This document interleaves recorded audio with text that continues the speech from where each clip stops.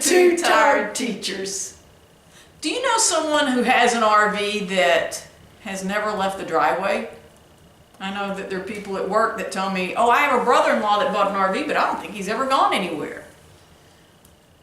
That's sad. And we don't want that to happen to you.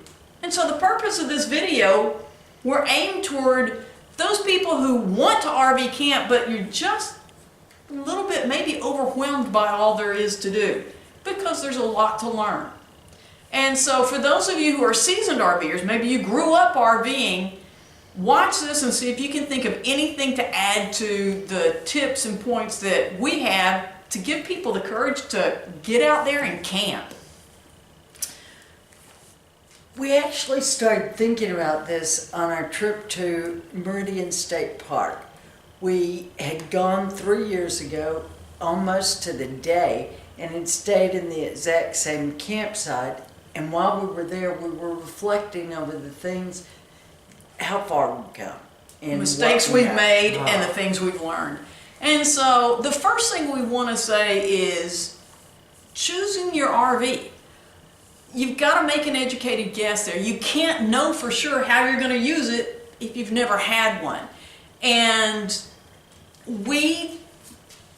our big limitation was we needed 2 sleeping areas. And so it was literally a godsend that we found a 5th wheel with twin beds. Yes.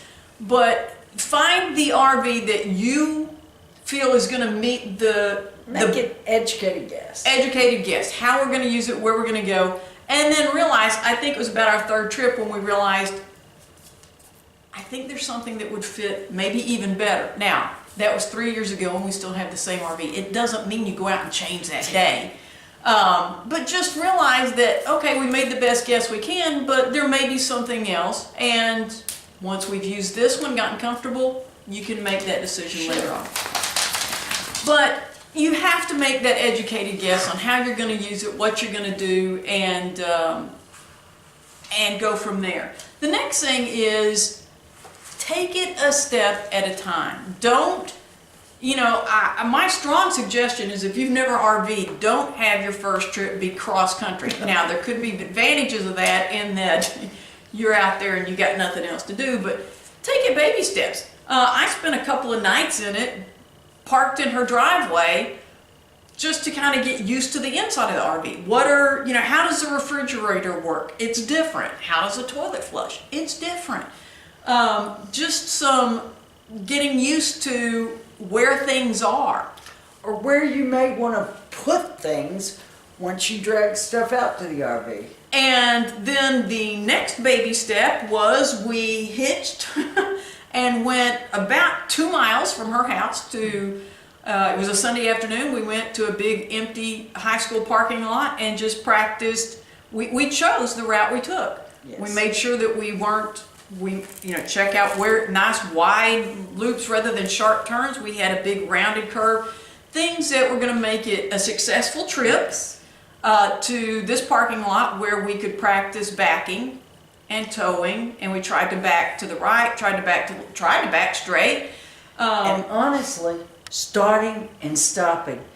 I just recently drove it myself for the first time, and it makes a huge difference when you've got 10,000 pounds behind you. You don't stop on a dime. And you don't start on a dime. And so just getting used to that, wow, it really is going to follow us. It gives you that practice of hitching and unhitching.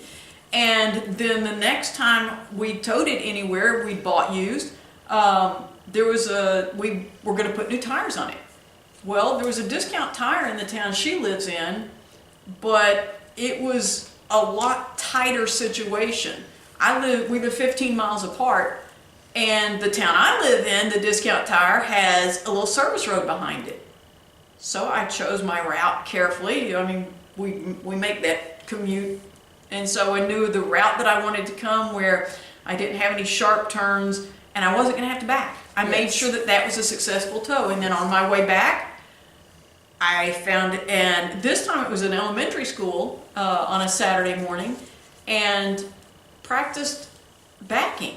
And this school had a loading dock. And so I used that as a guide, okay, and I practiced. How can I, and I took that step, and I spent about 30 minutes there just practicing, trying to back into this loading dock. And a couple of others. Our first 3 trips, we chose pull-through sites. There was minimal backing. And they had full hookups. Yes. And then... Because, we wanted to make sure that with each of those things, like with emptying the holding tanks, we wanted full hookups those first few trips because we wanted to get some experience with that. We'd never done it before. We didn't want to have a ton of people behind us who were just wanting to leave and knew what they were doing to have to wait on us. And so that was something we planned. I don't even remember how many trips we took. I didn't want to drive on overpasses. Just regular overpasses, but we live in the Dallas-Fort Worth area. There are a lot of really high overpasses. I did not want to tow on that when we got started.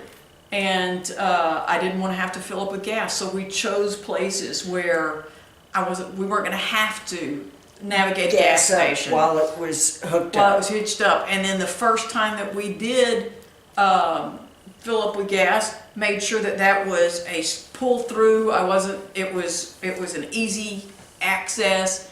And so made these baby steps so that we were building confidence, building success, and not feeling there's enough to do with just hitching, unhitching, setting up to a campsite, towing. We have videos on all of those because of this exact thing. Yes. Nobody told us, and it wasn't in one place. So we've tried to make a complete playlist of what all do you need to know how to do and put it in one thing, because that was something we were searching for when we got started. And our next thing we want to do is make lists. We both had, tell them about your friend who... I have a friend that they bought a fifth wheel, bought a truck to tow it with. Brand new. And the first trip they took, they went really close by, which was a good thing, but when they got there, he unhitched, started to pull out, hadn't put down the landing gear. And so he had an insurance claim on the RV, he had an insurance claim on his truck. And so making those lists just kind of helps make sure, double check that you're getting these things done. From when you are getting ready to leave and hitch up, I can't tell you how many times I, not Sharon, have forgotten the chocks. I'm ready to go. Well, if you got the chocks down, it's going to be hard. And so, we have a list for hitching, getting ready to go somewhere for the outside and for the inside, a list for when we get there and setting up and making sure that we have everything connected the way it needs to be. And then just kind of a real brief when we get home, because that's the one you're thinking, oh, I've already done all this stuff, but that's the one where you're going to be more apt to make mistakes because you're tired. And like I said, my house is 15 miles away. I want to just get home. And so having lists, and we're going to have a video of our lists soon, and have that so that it just is kind of that reminder, and go through and do it and then go back and look at your list. Did I do all these things? And it's kind of like that. I can't tell you how many times I've gotten to the end of the block. Did I put the garage door down? Well, it's easier just to loop around than to wonder. And so that's kind of the way the list is. Double check, make sure that you've gotten it done. And finally, don't expect perfection. Be easy on yourself. Watch our oops videos to see some of the mistakes we've made, and there've been some big ones. And I cannot tell you when I made the video about the hitch, the reason I emphasized taking pressure off of either that ball or the kingpin is because for the first year, literally every trip I had massive bruises on the inside of my elbows because I would go to pull release the kingpin, and At Tyler, it we wouldn't. could not. I had a dent in the side of my truck because I could not get the thing released. I read through the manual again. It didn't tell me what to do. I had, you know, I We could were not. heart sick. Yeah, and I'm thinking we're gonna be here for 3 or 4 nights. We can't tow this thing everywhere we go. And so I went over to the campsite next to me and asked the guy to come over. And I mean, this is a big guy, and you know, he pulled, and there's a dent in the side of the truck where he's trying to pull and get this thing loose. Well, literally, it was because we had stayed at in Vicksburg, I think it was, and there was quite an angle Yes. to it, and I realized maybe I need to release some pressure. And now I realize that, okay, I've got 10,000 pounds pulling against this kingpin, and all there is this little hook thing on there. I'm trying to pull 10,000 pounds. Now I know, put the chocks down, you know, put on your emergency brake, obviously. Go put your chocks down, come back, simply put it in reverse and let off of the brake. All you got to do is move that just 1/4 of an inch, and it releases the pressure. And that's been 2 years ago, anytime there's a little resistance, I just go back it just a little bit more or pull it forward depending on which way we've gone. I haven't had any troubles, but I literally had bad bruises on my elbows for a year because nobody told me how to unhitch that. And our mess. third trip, we had a hole in the roof. I had hit a branch somewhere. I thought I'd been careful, but we had to have the roof replaced.